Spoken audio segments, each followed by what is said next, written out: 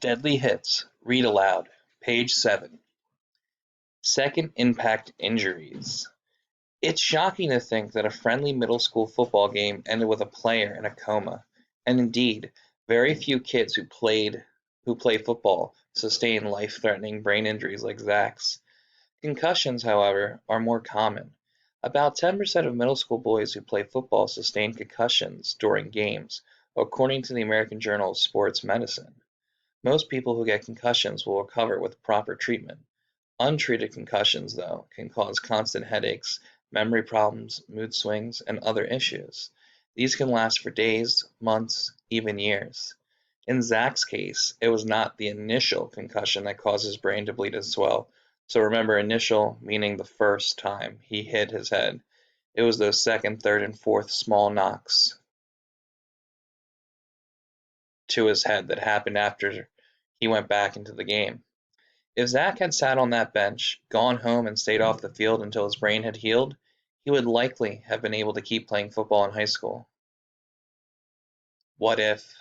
During those first weeks while Zach lay in the hospital, the words "what if" haunted his parents. What if Zach had understood the dangers of concussions? What if his coach had been trained to recognize them? What if there had been a rule in place to keep injured players off the field? It's the hardest part of this knowing that what happened to Zach could have been prevented, Zach's father, Victor, has said. The Lystedts wanted to keep other athletes from suffering Zach's fate. Working with lawmakers and the doctors who treated Zach's injuries, they helped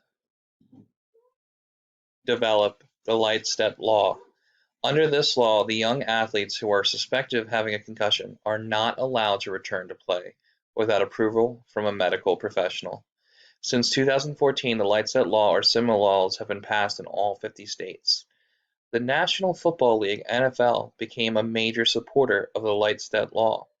The NFL has also passed tougher rules about concussions. Today, it's against NFL rules to tackle head first. Players who get a hit to the head are immediately evaluated. The NFL isn't the only organization paying attention. In 2012, Pop Warner, the nation's largest youth football league, implemented special training programs and new safety rules.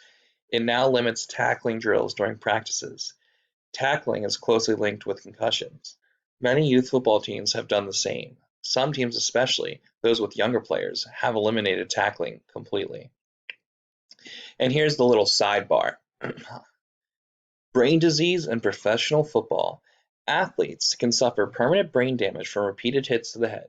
Dozens of retired NFL players have been diagnosed with a brain disease called chronic traumatic encephalopathy. That's a hard word to say. This disease is linked to head impacts they suffered over the years they played football.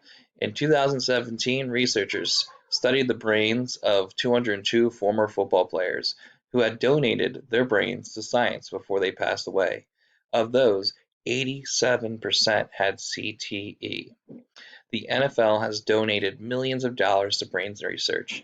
It has also put stricter rules in place to protect players. In January 2019, the NFL reported that concussion rates had fallen 29% from the previous year.